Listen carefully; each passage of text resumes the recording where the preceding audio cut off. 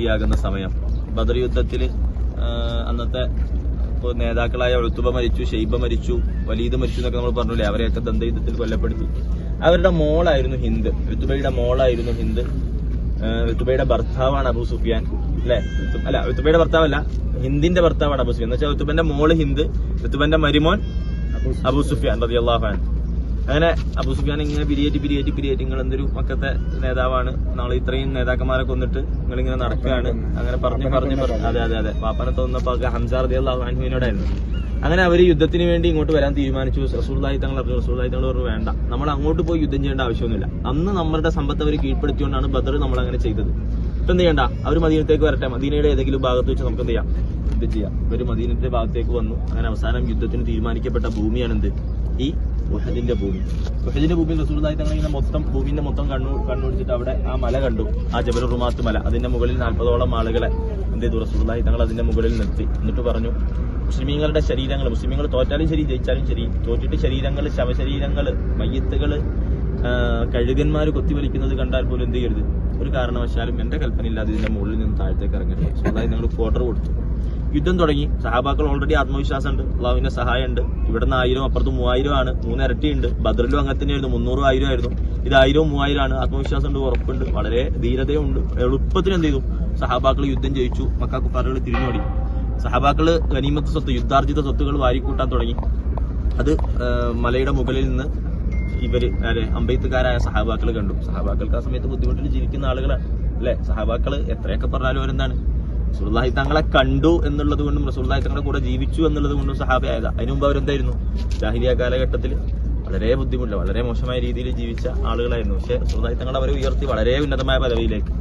അങ്ങനെ സഹാബാക്കൾക്ക് ഇത് കണ്ടപ്പോൾ, അതെനിക്കും കൂടെ അവകാശപ്പെട്ട പൈസയാണ്, ഞാൻ എന്ത് ചെയ്യണം, താഴത്തേക്ക് ഇറങ്ങാണ്. അപ്പൊ നേതാവ് Jubair bin Abdullah bin Jubair റളിയല്ലാഹു മൂപ്പര് പറഞ്ഞു, ഒരു കാരണവശാലും നിങ്ങൾ താഴത്തേക്ക് ഇറങ്ങരുത്. കാരണം റസൂലുള്ളാഹി തങ്ങളുടെ ഓർഡർ എന്താ, കഴുകന്മാർ കുത്തിവലിക്കുന്നത് കണ്ടാൽ പോലും എന്റെ അനുവാദം ഇല്ലാതെ താഴെ ഇറങ്ങരുത്. പക്ഷേ ഏകദേശം 12ഓളം ആളുകളെ ബാക്കിയാക്കി ഇവര് താഴത്തേക്ക് ഇറങ്ങി.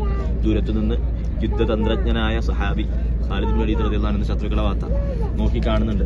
അബൂജഹലിന്റെ മോനുണ്ട് ഇക്രിമത്ത് ബിൻ അബീ ജഹൽ, പിന്നീട് സഹാബിയായി റളിയല്ലാഹു അൻഹു. ഇവരൊക്കെ ദൂരത്തുനിന്ന് നോക്കി കാണുന്നുണ്ട്. മലയുടെ ബാക്കിലൂടെ വന്നു, മലയുടെ മുകളിൽ കയറി മലയുടെ മുകളിൽ ഉണ്ടായിരുന്ന 12ഓളം ആളുകളെ ഷഹീദാക്കി യുദ്ധം തിരിച്ചു പിടിച്ചു. പെട്ടെന്ന് ആ യുദ്ധത്തിന്റെ കൊടി പിടിച്ചിരുന്നത് മുസ്അബ് റളിയല്ലാഹു അൻഹു. സുഹദാനെ കുറിച്ച് കേട്ടണോ? സുഹദാൻ എന്ന് പറഞ്ഞ സഹാബാക്കളെ കൂട്ടത്തിൽ ഏറ്റവും സുന്ദരനായ സഹാബിയാണ്. ലോകരുടെ കൂട്ടത്തിൽ ഏറ്റവും സുന്ദരൻ റസൂലുള്ളാഹി തങ്ങളാണ്. റസൂലുള്ളാഹി തങ്ങളോട് ഏറ്റവും സിമിലാരിറ്റി ഉണ്ടായിരുന്ന സഹാബിയായിരുന്നു മുസ്അബ് റളിയല്ലാഹു അൻഹു. മുസ്അബ് റളിയല്ലാഹു അൻഹു കൊടി പിടിച്ചിരുന്നു. ഇവർ ആദ്യം മുസ്അബ് റളിയല്ലാഹു അൻഹു വധിച്ചു. അതിന്റെ ഒരു പറഞ്ഞു, ഇന്നി ഖതൽതു മുഹമ്മദ് സല്ലല്ലാഹു അലൈഹി വസല്ലം തങ്ങളെ ഞങ്ങൾ എന്ത് ചെയ്തിട്ടുണ്ട്, വധിച്ചിട്ടുണ്ട്. അപ്പൊ സഹാബാക്കൾക്ക് ഇതായി, പെട്ടെന്ന് തഹയ്യുറായി പോയി. എന്തായി, ബുദ്ധി ചിന്തിക്കുന്നതിന്റെ അപ്പുറമായി പോയി. അവർ പിന്തിരിഞ്ഞോടാൻ തുടങ്ങി സഹാബാക്കൾ. അപ്പൊ ഒരു സഹാബി, ഇപ്പൊ ഇവര് ചിന്തിക്കുന്ന എന്താ, റസൂലുള്ളാഹി തങ്ങൾ വഫാത്തായെങ്കിൽ പിന്നെ നമ്മൾ യുദ്ധം ചെയ്തിട്ട് കാര്യമൊന്നുമില്ലല്ലോ. സഹാബി വിളിച്ചു ചോദിക്കുന്നില്ല, റസൂലുള്ളാഹി തങ്ങൾ വഫാത്തായെങ്കിൽ ആ ലോകത്ത് പിന്നെ നിങ്ങൾ ജീവിച്ചിരുന്നിട്ട് എന്താ കാര്യം, എന്ത് നാണക്കേടാ നിങ്ങൾക്ക്, റസൂലുള്ളാഹി തങ്ങളെ ശത്രുക്കൾക്ക് വിട്ടുകൊടുത്തിട്ട് നിങ്ങൾ ഈ ഭൂമിയിൽ ജീവിക്കുക. സഹാബാക്കൾക്ക് അപ്പൊ ബുദ്ധി തിരിച്ചു വരിക. സഹാബാക്കൾ പിന്നെ വന്നു, യുദ്ധം തുടങ്ങി. പിന്നെയും യുദ്ധം വളരെ ശക്തമായ രീതിയിലായി. റസൂലുള്ളാഹി തങ്ങൾ ഒരു കുഴിയിൽ വീണ് പോയി. റസൂലുള്ളാഹി തങ്ങളെ മുൻപല്ല് പൊട്ടി, 2 കവിളിൽ അമ്പേറ്റു. റസൂലുള്ളാഹി തങ്ങളെ നെറ്റിയിൽ മുറിവ് പറ്റി. റസൂലുള്ളാഹി തങ്ങളെ ചേർത്ത് പിടിച്ച് സിദ്ദീഖുൽ അക്ബർ തങ്ങളുണ്ട്. വലതുഭാഗത്ത് അടക്കം നടക്കും, ഇടത് ഭാഗത്ത് നടക്കും, മുമ്പിൽ നടക്കും, ബാക്കിൽ നടക്കും. ഏതുവഴി അമ്പ് വരുന്നതെന്ന് അറിയില്ല. റസൂലുള്ളാഹി തങ്ങളുടെ കൂടെ തൽഹ റളിയല്ലാഹു അൻഹു, തൽഹത്ത് ബിൻ ഉബൈദില്ല. ഉഹദ് എന്ന് പറഞ്ഞാൽ തൽഹന്റെ ദിവസമാണ് റസൂലുള്ളാഹി തങ്ങൾ പറഞ്ഞത്. തൽഹത്ത് ബിൻ ഉബൈദില്ല റസൂലുള്ളാഹി തങ്ങളുടെ കൂടെ ഉണ്ട്. റസൂലുള്ളാഹി തങ്ങളെ ചേർത്ത് പിടിച്ചേക്കാം. എന്നുവെച്ചാൽ എന്തെങ്കിലും മുറിവ് വന്നാൽ എന്റെ ശരീരത്തിൽ തട്ടിക്കോട്ടെ, റസൂലുള്ളാഹി തങ്ങളെ മേത്ത് തട്ടണ്ട. അങ്ങനെ യുദ്ധം രണ്ടാമത് തുടങ്ങി. ഹിന്ദ് തയ്യാറാക്കി വെച്ചിരുന്ന വഹ്ശി എന്ന അടിമ പിന്നീട് മുസ്ലിമായി റളിയല്ലാഹു അൻഹു ഒളിഞ്ഞും പാത്തും ഇരുന്ന് ഇങ്ങനെ നോക്കുന്നുണ്ടായിരുന്നു, ഏതാണ് തക്കം കിട്ടുക ഹംസ റളിയല്ലാഹു കൊല്ലാൻ. ഒരു കല്ലിന്റെ മറവിലിരുന്നു കൊണ്ട് ചാട്ടുളിയിൽ നല്ല ഉഗ്ര വിഷം പുരട്ടി ഇങ്ങനെ വെയിറ്റ് ചെയ്യായിരുന്നു. ഒരു ചാൻസ് കിട്ടിയപ്പോൾ ചാടി എറിഞ്ഞു. ഹംസ റളിയല്ലാഹു എന്ത് ചെയ്തു, അമ്പെറിഞ്ഞു. ഹംസ റളിയല്ലാഹു വീഴും. ഹംസ റളിയല്ലാഹു വീഴുമ്പോഴേക്ക് ഏകദേശം 15-ൽ കൂടുതൽ ആളുകളെ വെട്ടി വീഴ്ത്തിയിട്ടാണ് ഹംസ റളിയല്ലാഹു വീഴുന്നതെന്ന് ചിത്രങ്ങൾ കാണാൻ സാധിക്കും. ഹംസ റളിയല്ലാഹു വീണു. മക്കാരുടെ എന്ന് വെച്ചാൽ ഒരുപാട് സഹാബാക്കള്, ഒരു സഹാബി ഇങ്ങനെ പുതുമണവാളനായിരുന്നു, ഹൻദല റളിയല്ലാഹു അൻഹു. കല്യാണം കഴിഞ്ഞിട്ട് ആ ഒരു പുതുക്കം തീർന്നിട്ടില്ല. റസൂലുള്ളാഹി തങ്ങൾ യുദ്ധത്തിന് വിളിക്കുമ്പോൾ ജനാപത്തുകാരനാണ്, പുളി നിർബന്ധമായിട്ടുള്ള ആളാണ്. അല്ല, മദീനത്ത് എല്ലാവരും റസൂലുള്ളാഹി തങ്ങളോട് പറ്റിയാ ജീവിക്കണം. പക്ഷെ ഇവിടുന്ന് കുറച്ചുള്ളൂ മദീനത്തേക്ക്. ഇവര് മുപ്പര് ഓടി വന്നു. അപ്പൊ ഭാര്യ പറയുന്നുണ്ട്, നമുക്ക് കുളിച്ചിട്ട് പോ, റസൂലുള്ളാഹി തങ്ങളല്ലേ വിളിക്കുന്നത്. റസൂലുള്ളാഹി തങ്ങൾ യുദ്ധത്തിന് വിളിച്ചാണ്, കുളിക്കാൻ നിന്നല്ല, ഞാൻ പോവാണ്.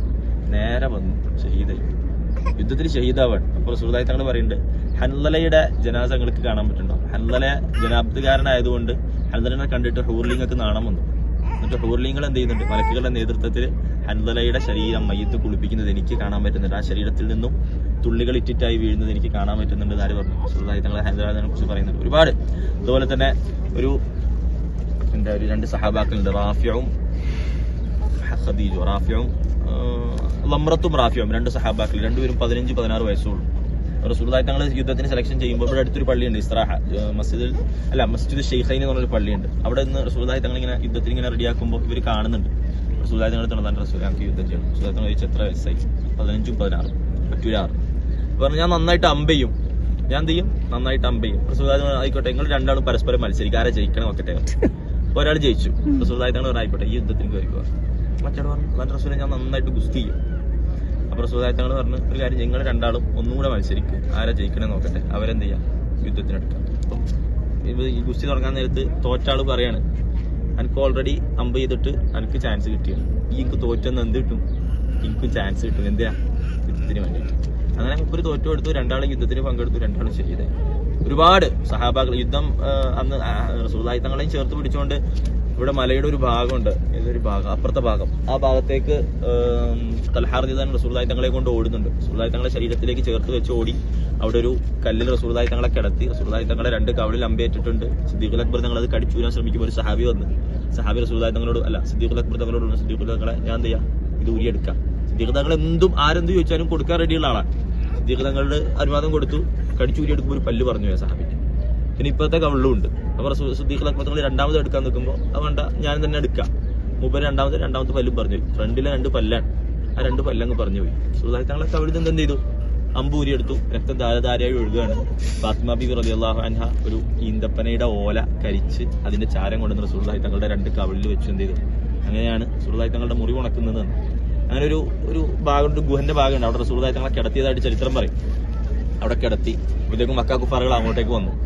റസൂലുള്ളാഹി തങ്ങളുടെ രക്തവും വിയർപ്പും എവിടെയൊക്കെ വേണ്ടിട്ടുണ്ട്, അവിടെയൊക്കെ നല്ല മണമുണ്ട് നമ്മൾ പറഞ്ഞിരുന്നു. ഇറാഖ് പാർക്കിൽ കിട്ടിയെന്നോ അറിയില്ല, ഉള്ളിൽ കയറുമ്പോൾ നമുക്ക് തിരിയും. എത്രയോ വർഷമായിട്ട് സ്ഥിരമായിട്ട് സെയിം സ്മെല്ലുള്ള സ്ഥലമാണ്. അപ്പൊ ഇവിടെ ഒരു ഗുഹയുണ്ട്, അത് ഉഹദിലെ 2 ഗുഹയുണ്ട്, ഖന്തക്കിൽ ഒരു ഗുഹയുണ്ട്. അവിടെയൊക്കെ റസൂലുള്ളാഹി സ്വല്ലല്ലാഹി അലൈഹി വസല്ലം തങ്ങളുടെ ആധാറുകൾ എവിടെയൊക്കെ ഉണ്ടോ, രക്തവും വിയർപ്പും എവിടെയൊക്കെ വിട്ടുണ്ട്, അവിടെയൊക്കെ നല്ല സുഗന്ധം ഇപ്പോഴും ഉണ്ട്. ചിലപ്പോൾ അത് നമുക്കത് പുറത്തേക്ക് അടിക്കും, സെയിം സുഗന്ധം എത്രയോ വർഷങ്ങളായി. റസൂലുള്ളാഹി സ്വല്ലല്ലാഹി അലൈഹി വസല്ലം തങ്ങൾ അങ്ങനെ അവിടെ കിടത്തി. അപ്പോഴത്തേക്കും മക്ക കുഫാറുകൾ അങ്ങോട്ട് വന്നു. തൽഹാർ റളിയല്ലാഹു അൻഹു റസൂലുള്ളാഹി തങ്ങളെ ചേർത്ത് നിർത്തി. ഒരു മലയുടെ മുകളുണ്ട്, ഒരു 150 മീറ്റർ പിന്നെയും പോകണം. അങ്ങോട്ടേക്ക് റസൂലുള്ളാഹി തങ്ങളെ എടുത്തോണ്ട് ഓടി.